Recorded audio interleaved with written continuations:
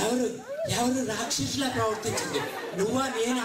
నీ మీద మనసు పడి మోసపడి నీ ఆరాధనలోనే రేణుక పగలనక గడిపితే ఏం చేశావు? చీన్నావు, చీకొట్టావు, ఈసరించావు, అవమానించావు. నువ్వేదో గొప్ప అందగత్తుని అనుకున్నావు. అల్పలేదురా అమల్ని వదిలేద్దాం అనుకున్నావు. అయినా కూడా ఇంత పని చేస్తావు. అందుకే నేను ఇచ్చే treatment, short treatment.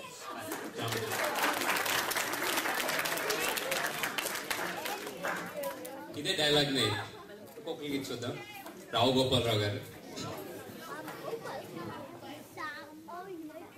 Hello hello hello, ఎవరు రాక్షసిలా ప్రవర్తించింది? నువ్వా నేనా అని గట్టిగా అడుగుతున్నాను.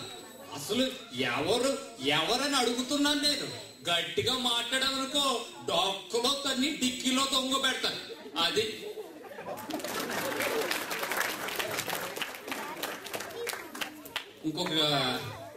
ఇంకొక యాక్టర్ కింద ఇది చిరంజీవి గారికి ఇస్తే ఎలా ఉంటుంది? అంత సర్ప్రైజ్ స్టార్.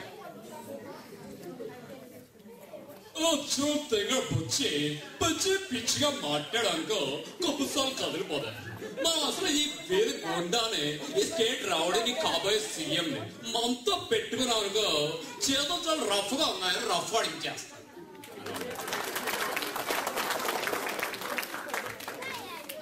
లాస్ట్ గా ఇంకొక ఇది తుత్తి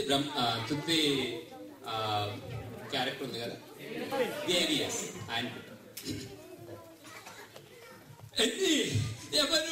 ఎవరు రాక్షసిలా ప్రవర్తించింది? నువ్వా నేనా? నీ మీద మనసు పడి మోజుపడి నీ ఆనందంలోనే రేనక పగలనక గడిపితే ఏం చేసావు? ఎన్నావు, చీకొట్టావు, ఈసడించావు, అవమానించావు, నవ్వుతానన్నావు, అదన్నావు, ఇదన్నావు.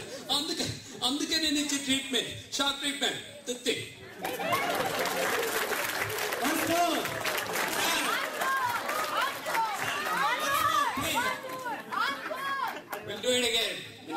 మళ్ళీ చేద్దాం ఇంకోసారి.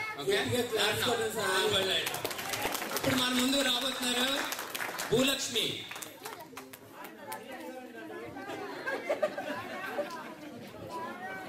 ఇంట్లో ఎలా పెడతారు? ఒక్కసారి అలా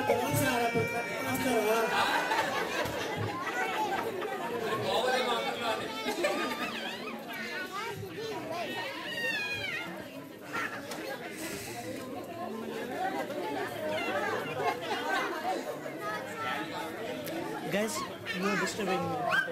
Please don't disturb me. What do you even need?